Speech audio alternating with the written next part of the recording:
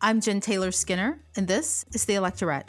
On this episode, I have a conversation with Daria Dawson, the political director of America Votes, an organization dedicated to empowering more Americans to vote through voter education, engagement, and mobilization. Daria and I discuss how the organization has evolved over the 20 years since it was founded in 2003, and how it's positioned itself as a coordination hub for the progressive organizing community to turn out voters in election after election. We also talk about their plans to mobilize an even greater number of voters for the 2024 election cycle. So, without further ado, please enjoy this conversation with Daria Dawson. Daria Dawson, welcome. Thank you so much, Jennifer. I so appreciate being here with you today. I know that America Votes has been this long-time hub for progressive organizations and ideas, but there seems to have been a shift of progressive legislative ideas during the Trump era. Right? There seems to have been an acceleration of those ideas into mainstream, especially the mainstream legislative process, right? And just one example off the top of my head is student loan forgiveness. I know we were talking about it during the 2016 cycle. It was a part of the political discourse, but even then, it felt like it was kind of far away, but here we are. And again, like I said, that acceleration seemed to happen during the Trump era. What do you think it was about the Trump era that kind of accelerated all of those ideas? Sure, I definitely will be happy to answer that, but I would love to just take a step back because you mentioned America Votes, and I feel like America Votes is an organization that not a lot of people know about. So yes, America Votes is the coordination hub for the progressive community as it relates to what you mentioned about progressive policies, where you have organizations who come to the America Votes table that are interested in turning out the electorate to elect the right progressive leaders that can lead to progressive policies being implemented federally and in states, locally, etc. So what we saw after the 2016 election was essentially, I think, a wake-up call to a lot of voters across the country of how do we make change in these 4 years that we're going to have this person as president of the United States. And what you saw was a dramatic shift to think more about down ballot races and engaging the electorate to turn out for down ballot races. Because for a really long time, and we could go back to like 2008, 2012, where Democrats, progressives had the White House. But there was something happening still with gubernatorials and state legislatures where we're getting our butts kicked by the other side. They were thinking more about the long-term game and redistricting and all of those pieces that needed to move the needle to where we are now, right? So what you saw in 2016 was a resurgence, I would say, of the progressive movement. And I think one of the positive signs about 2016 was this activism that happened with a lot of new groups coming into fruition. And a lot of those groups decided that our mission is to focus on those down ballot races, focus on state legislature, focus on local elections, focus on the gubernatorial, where we can chip away at things that we know we're not going to be able to have too much of an impact on the federal level. And that is what led to what you're seeing now about progressive policies. The truth of the matter is progressivism is all about just moving forward, right? So how does this country move forward? And America Votes position itself to really be the center of engaging those constituencies, those voters in the electoral process as one piece of the puzzle in that toolbox, because democracy is a process. It is elections, yes, but it's also voter education. It is also voter registration. And it is also, even once an election happens, that accountability for those elected officials. What you saw in 2016 is how can we create other accountability methods for this federal government? Particularly if you think back to 2016, 2017, speaking of accountability, you saw a lot of people focusing on the state attorney general's races, right? And how the attorney generals were getting themselves into place to sue the federal government on things like the Muslim ban. Those are things that happened because of focusing on other levels of the ballot to have that check on the federal administration. So to answer your question, I think the 2016 was kind of an opportunity to get engaged. It definitely woke people up to think more long term about democracy and its process. Right. You said something a couple of times. It kind of woke people up, right? And I was talking about this to somebody the other day, that the conservative side, they were already kind of awakened to take advantage of those holes in our processes. I think one thing that may have happened, especially with those down ballot races, it drove us to dig deeper into how they got there, right? And one of the things that we discovered is that they were focusing on these down ballot races all along. And we woke up to that rather late. And I think that realizing that and then pushing people in those positions, into those legislative positions, in some ways, it kind of pushed the policy forward.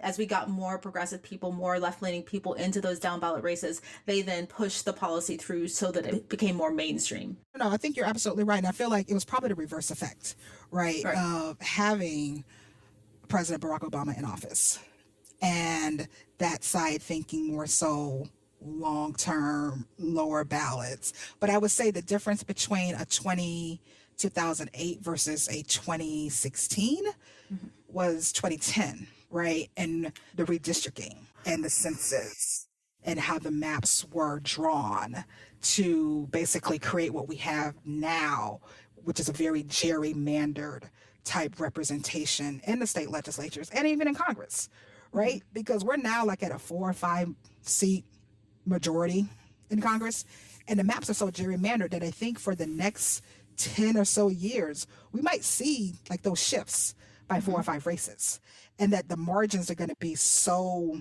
tight in those gerrymandered seats that things like, and I'm about to take you to another thing you and I discussed, of election administration coming into play for how voting happens and voter suppression happens to chip away at those margins so that, you know, people either stay home and get frustrated, or people challenge the votes of those key constituencies that are going to be able to flip those very, very narrow races. Yeah, yeah.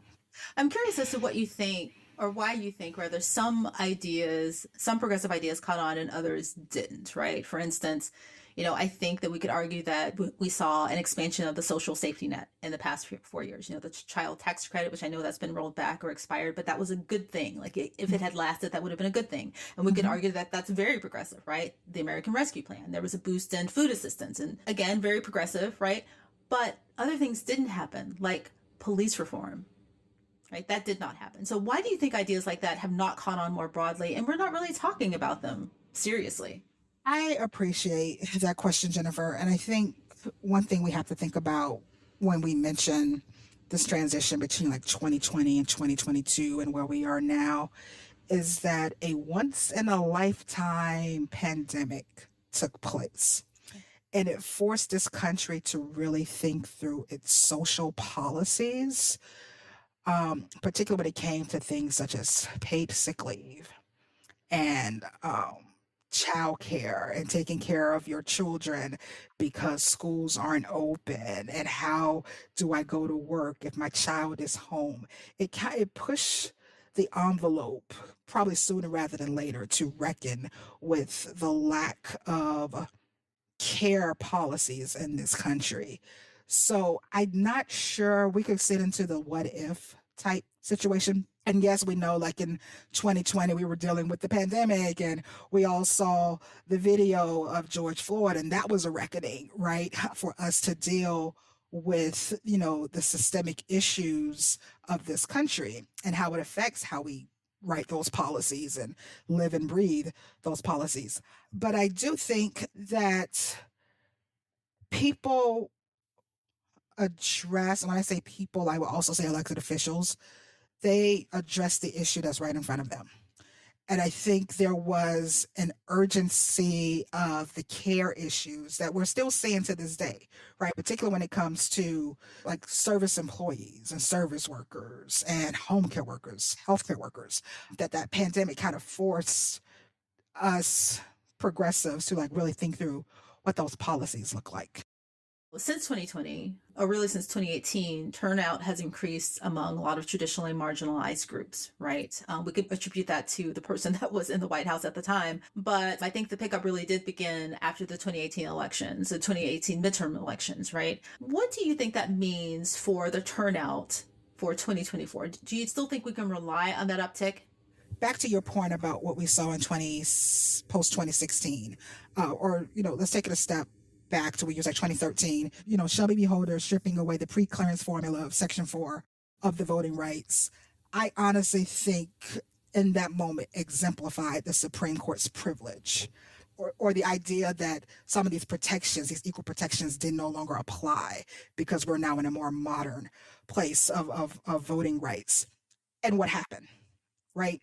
After 45 was elected president, there was an opportunity to engage constituencies that consisted of people of color and young voters.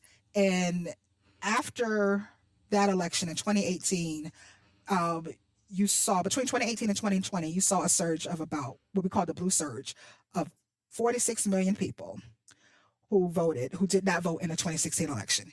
Either they were registered and they did not vote, or they were newly registered and came into that electorate.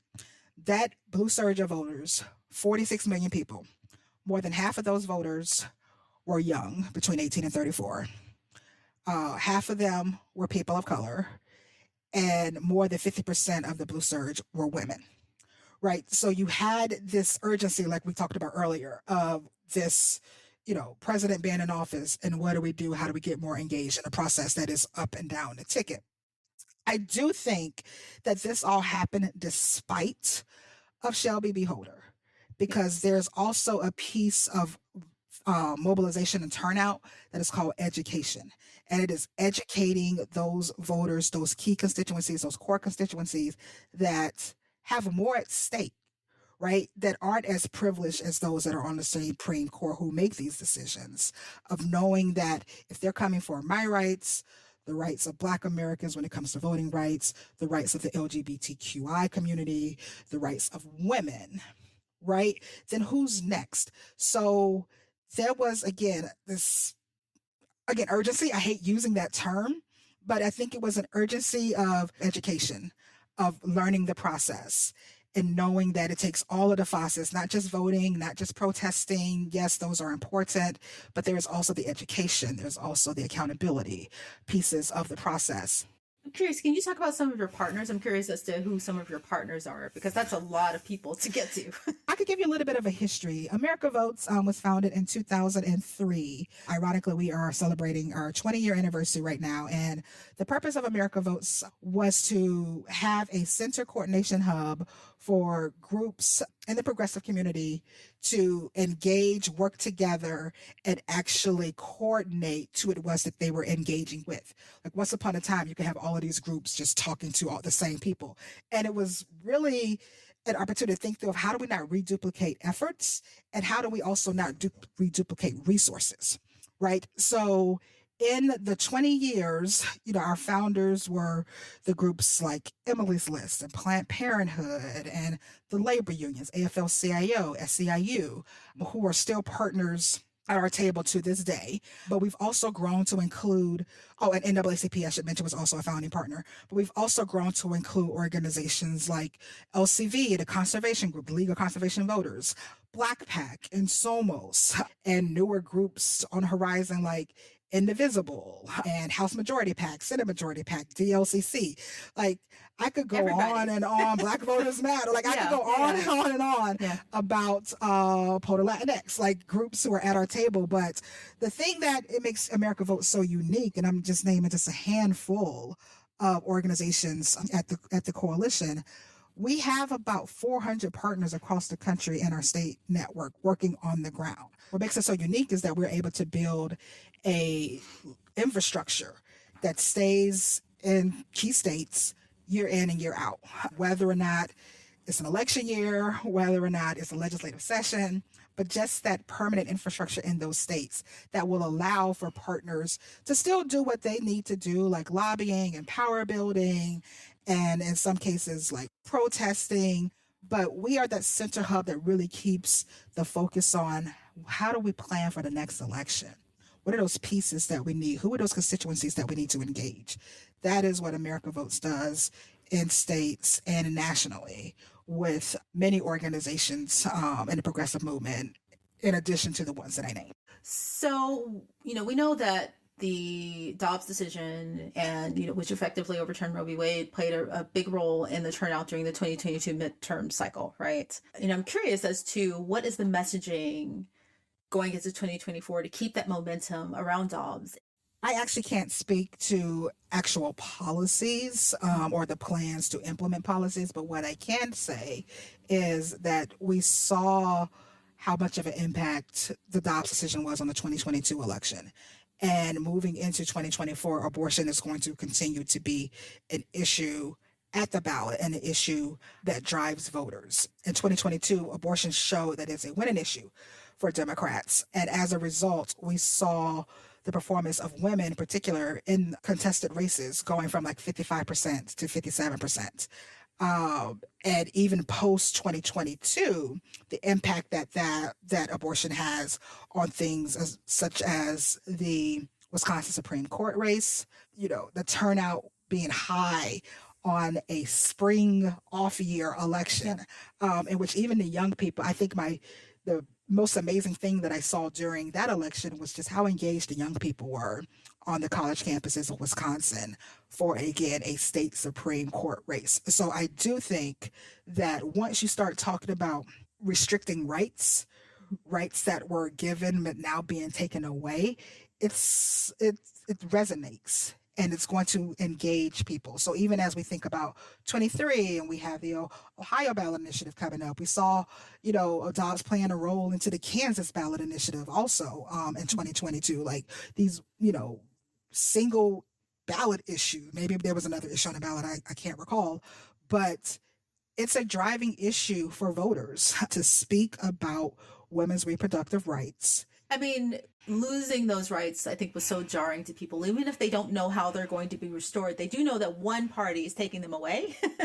But conservatives are becoming more and more brazen in their attacks on democracy. We see it every day, especially with the election process, right? They just gain an ounce of power and they use that power to exploit any areas of weakness that they find to kind of tear down democracy.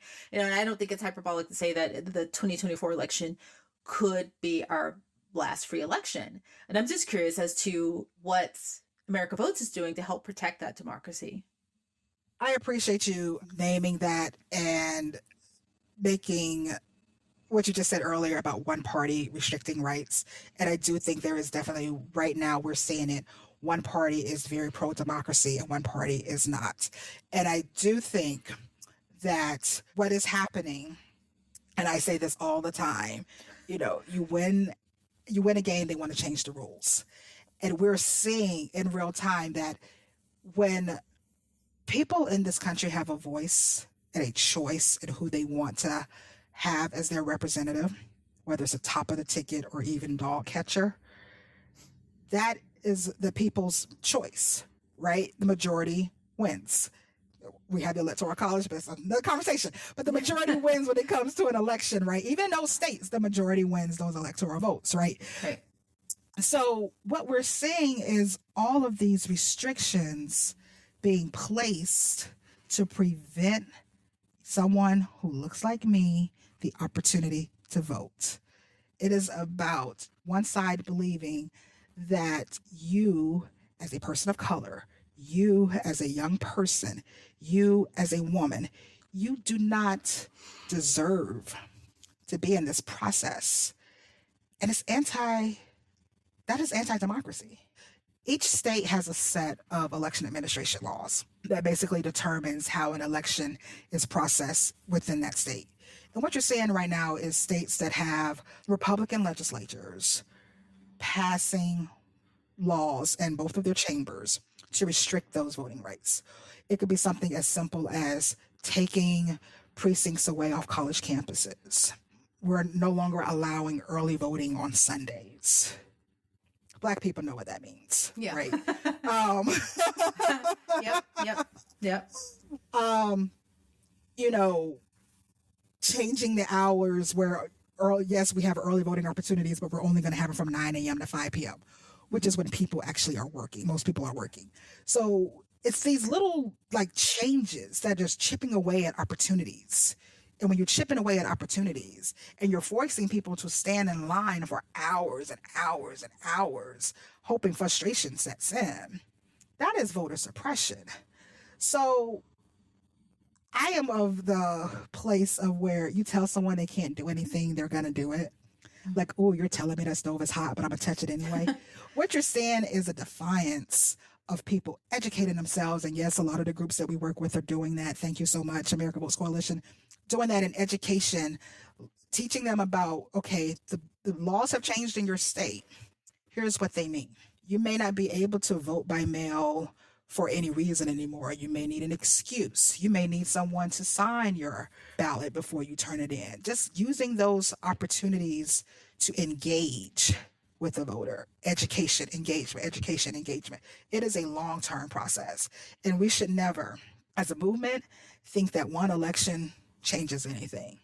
It is a process, day in, day out, off year, on year, odd year, even year, of protecting democracy. Yeah. Speaking of states, what state are you most worried about? There's some nefarious stuff happening in Alabama with their congressional maps, right?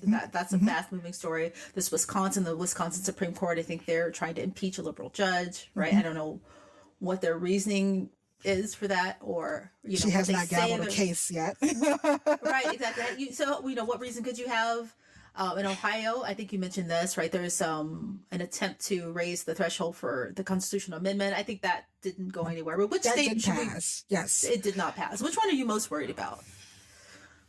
All of them? Would it be concerning if I say all of them? And I don't, and I don't mean that in a sarcastic way, but we could talk about Alabama, and unfortunately, Alabama is not in the America Vote State Network. But what you're saying in Alabama right now, whereas the Supreme Court has told them that due to the population of Black voters in that state, there should be 2 congressional districts that represent the minorities in that state. And this state is blatantly kicking the can down the road as long as they possibly can to not do what the Supreme Court, in fact, told them to do, directed them to do, because what is that going to do? That's going to create another majority minority seat that will likely vote Democrat and add a seat to, Leader Jeffries becoming speaker next year. So I worry about where we are as a country of being anti-democracy. It could be interpreted a lot of different ways, but at the end of the day, what we're seeing is one party being okay with restricting the rights of citizens to vote in this country, restricting the ways in which a citizen's voice is to be heard in this country, and that is by the ballot box. What is America Vote doing to ensure that outcome? Tell me what your game plan is between now and 2024. So what I mentioned earlier about the blue surge voters, those voters who did not vote in 16 but voted in 18, 20, and then also in 2022, America Votes, we are taking the approach of re-engaging that blue surge and expanding upon that blue surge. So looking at the states that we need to win those electoral votes, we talked about the Electoral College earlier, starting with, we do believe Georgia is a path to 270. We do believe North Carolina is a path to 270. And those states that everyone talks about, Pennsylvania, Wisconsin, Michigan, Arizona is a path to 270. Nevada is a path to 270. Part 2 of that is, protecting the United States Senate. So looking at states like Ohio and Montana also as a part of that plan. But when it comes to that blue surge, voters re-engaging that blue surge, expanding upon the blue surge, particularly with young people of color, young people of color, and women in those states that I mentioned. So that's what we're going to be focusing on 2024 to ensure that those voters, working with our coalition, the coalition is successful because we trust each other to be the messengers for the key constituencies that we need to turn out. So there is going to be a constituency that cares about climate change. There is a constituency that's going to care about student loans. There is a constituency that's going to care about criminal justice reform. Who are those trusted messengers that can engage with those voters, educate them about the election administration changes, register them or mobilize them or turn them out? Democracy is not just about voting. It is an ongoing process that includes what's needed before going to the ballot box and after the ballot box. Well, Daria Dawson, I appreciate you so much. Thank you for coming on. Thank you for talking to me. And I appreciate America Votes. Congratulations on 20 years. I'm very optimistic about what you're going to do moving forward to 2024. So thank you. Jennifer, thank you so much for allowing me to represent America Votes and to also just talk about what's at stake with you and what we have ahead of us and the work that we must do to continue to live in a free democracy.